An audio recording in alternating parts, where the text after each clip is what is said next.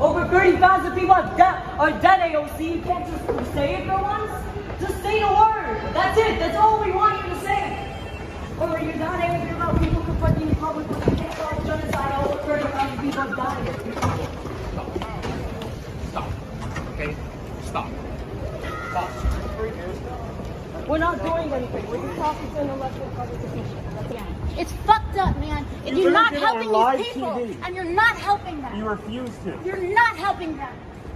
Boy, oh boy, oh boy, oh boy, oh boy. I gotta tell you guys, with Trump expanding his lead over Biden in the polls, the left is panicking. And one of the main reasons why the left is panicking is because it is becoming clear that the far left is not going to support Biden in this presidential election for a variety of reasons. First and foremost, he has not fulfilled a lot of his progressive promises that he has made to these individuals, aka Biden has not been progressive or woke enough. I know that you guys probably have a hard time imagining how Biden could not be woke enough, right, or progressive enough, considering how this is the most progressive administration in history. But that's the truth, okay? For the far left, Biden has not been progressive enough, particularly when it comes to this issue of Israel and Palestine, which is the Achilles heel of the Democrat Party, because the far left, pro-Palestinian protesters, rioters in some cases, have been rioting in the streets since the October 7th attack by Hamas on Israel that then caused Israel to launch what they say is a defense operation in Gaza that has resulted in tens of thousands of dead Palestinian civilians. And that has caused an uproar here in the United States because the pro-Palestinian activists, they are essentially threatening to abandon the Democrat Party completely if Biden does not force Benjamin Netanyahu to issue a ceasefire. And up until now, the Democrats have been reluctant and resistant to force Israel to do a ceasefire. However, that is changing, okay, because the writing's on the wall, especially after the Michigan primary, in which you had a ton of Muslim/Arab Americans come out and vote uncommitted. About 100,000 or so, they came out and voted uncommitted in the Democrat Michigan primary, which is a signal that, hey, Biden is in trouble of losing votes. He's in trouble of losing to Trump if he does not please the pro-Palestinian activists in the United States of America. And that has caused Kamala Harris to come out here and to say outright that, hey, we demand a ceasefire. And given the immense scale of suffering in Gaza, there must be an immediate ceasefire. For at least the next 6 weeks, which is what is currently on the table. This will get the hostages out and get a significant amount of aid in. This would allow us to build something more enduring, to ensure Israel is secure, and to respect the right of the Palestinian people to dignity, freedom, and self-determination. Yeah, so you've seen that, you heard that. Okay, so Kamala Harris and the Biden administration is demanding an immediate temporary ceasefire for at least 6 weeks, right? Which, again, keyword temporary, right? Which means that after 6 weeks is going to be open season once again, which is probably why the activists are not giving up on making politicians as uncomfortable as possible when it comes to this issue, which is something that, for example, Alexandria Ocasio-Cortez said that the activists should do, right? Like this tweet right here that she put out during the BLM protest. She said the whole point of protesting is to make people uncomfortable. Activists take that discomfort with the status quo and advocate for concrete policy changes. Popular support often starts small and grows. To folks who complain, protest demands make others uncomfortable. That's the point. Well, I hope AOC still believes this, because that's exactly what happened to her as a pro-Palestinian protester. Essentially made her very uncomfortable after chasing her out of the movie theater while she was with her boyfriend, because apparently she's not doing enough when it comes to this issue. You refuse to call it a genocide in front of everybody. need you to understand that this is not okay. It's not okay that there's a genocide happening. You're not actively against it. You're lying. I'm lying. You're not. You went on TV and avoided talking about it. Or what? Because now you can't say it's a genocide or what? You're deciding the political race. You can't call it a genocide and how do you say we're not lying. We're not lying. You've been We went on saying it in TV. interviews. It's insane. You haven't been calling it a genocide. Don't tell me I'm lying. Then just say it's a genocide. Just say it. Over 30,000 people are dead, AOC. You can't just say it for once. Just Yeah, so you see the far leftists, they want AOC to say that what's happening is a genocide, okay? Because apparently AOC hasn't been as vocal about this issue as they would like, okay? She has not said that it's a genocide, so therefore they're chasing her out of the movie theater with her boyfriend because of that, okay? So let's continue on here. say the word. That's it. That's all we want you to say. Or you're not angry about people confronting you in public when you can't call it genocide. Over 30,000 people have died. Stop. Okay? Stop. Stop. We're not doing anything. We're just talking to an elected public official. That's all we're doing. That's it. You're gonna cut it, and you're going to cut this, and you're going to clip this so that it's completely out of context.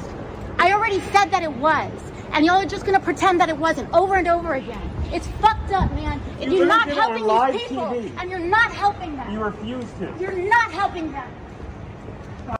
Wow. That's her boyfriend, right?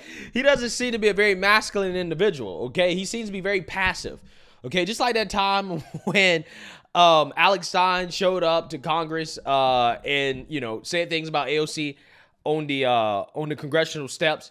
He was just kind of there, right? He didn't really do anything. He didn't really kind of try to protect her in any way. You would think he would be a lot more aggressive with these activists, considering how they are basically harassing his girlfriend, okay? Not very masculine behavior here, but who knows? I don't know. AOC is a so-called girl boss, so maybe she wears the pants in a relationship. I don't know.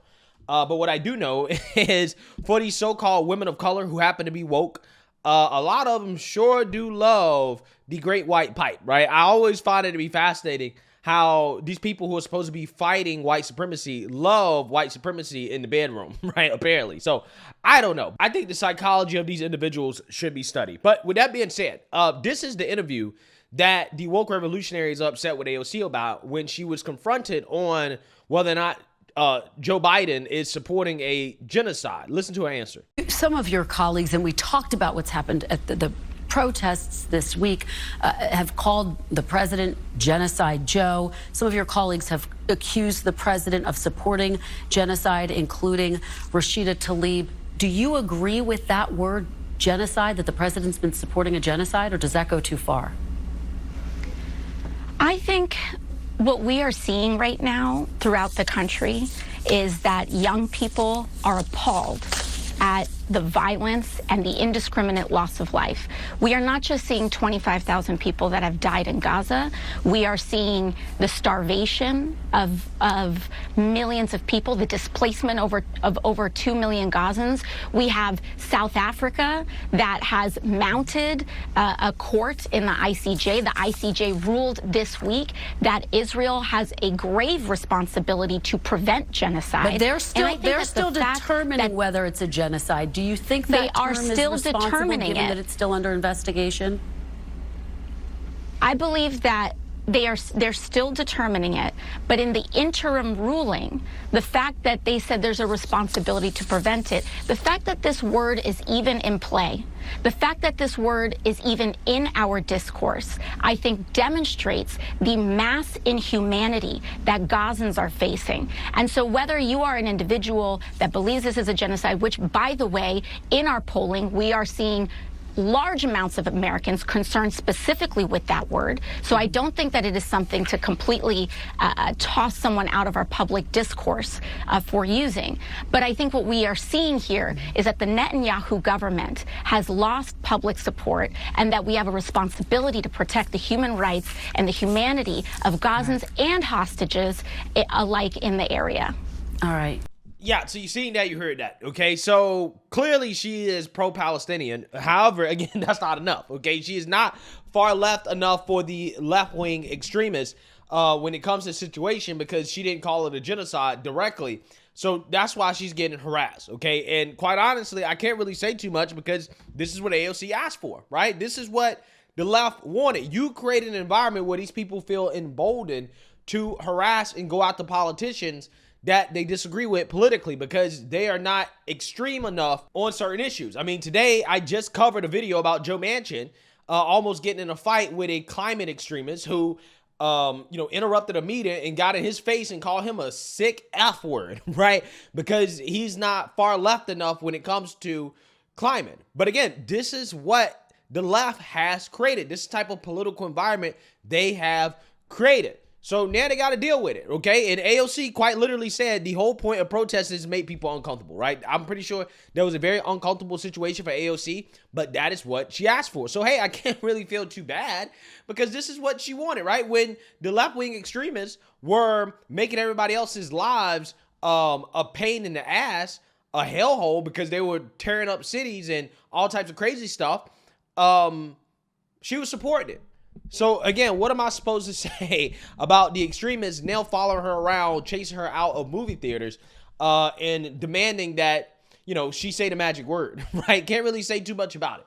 But with that being said, when it comes to this situation, like I told you guys, the Biden administration is facing a lot of pressure from the far left to force a ceasefire, okay? And the new talking point from the left is that Biden is gambling democracy by not forcing a ceasefire in the Middle East, and that Israel's real enemy is not the Palestinians. It's not the people that committed that attack, that slaughtered their citizens. No.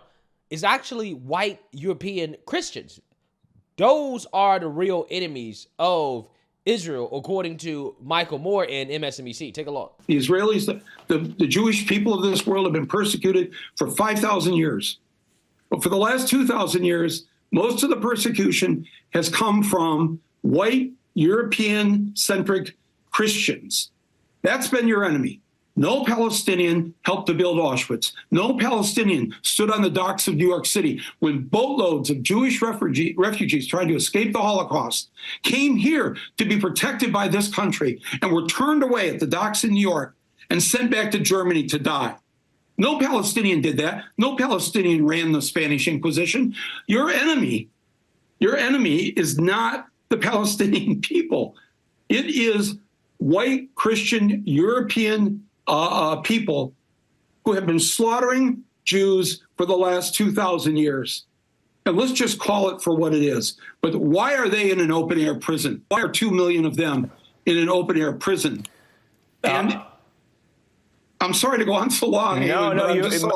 You bring up so many important points, and I know we can talk about this for hours, but I did just want to kind of get your final thought about this because it is kind of becoming such an important issue in the primaries. Do you think Joe Biden is gambling American democracy, given the fact that the alternative is a guy who says he's going to be a dictator, is a guy who says he is going to be an authoritarian on day one? Do you think Donald Trump is the threat that he is, and Joe Biden is gambling by aligning himself closely with Netanyahu at the risk of American democracy? Absolutely. And gambling by aligning himself with an authoritarian in Tel Aviv, somebody who is facing a number of felonious charges, who was supposed to stand trial this past fall, and that all got shoved aside because now there's a war. Yeah, so amazing stuff. The new talking point is that Biden is gambling democracy, TM, right? Democracy trademark, over this Israel-Gaza issue, okay? And what I find to be the most fascinating about this issue is the fact that, at least from the beginning, Democrats did not seem to be willing to fold to the left, okay? I mean, they stuck to their guns. These far leftists were basically protesting at the DNC. They were protesting at the White House. Democrats were getting punched in the face. I mean, these people were committing acts of violence, blocking bridges, blocking roads, doing all types of crazy stuff. And they didn't fold, right? Democrats didn't fold, okay? They allow all types of chaos and destruction, but didn't fold. They only started to fold when it became clear that these people are serious about not voting for Joe Biden.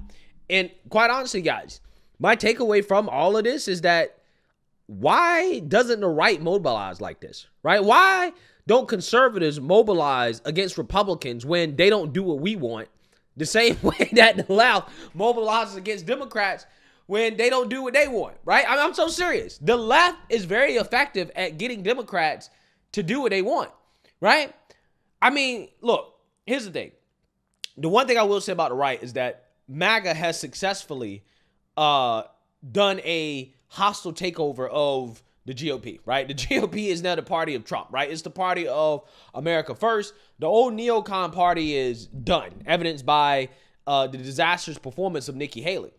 So if that's the case, right, there's no reason why we should not be demanding more of the Republican Party, in the sense that we should be demanding that, for example, they try harder to pass House Bill 2, right? The Secure the Border Act, right? They should actually be protesting at Chuck Schumer's doorstep and bringing awareness to the fact that this guy refuses to put the bill on the floor for a vote, right?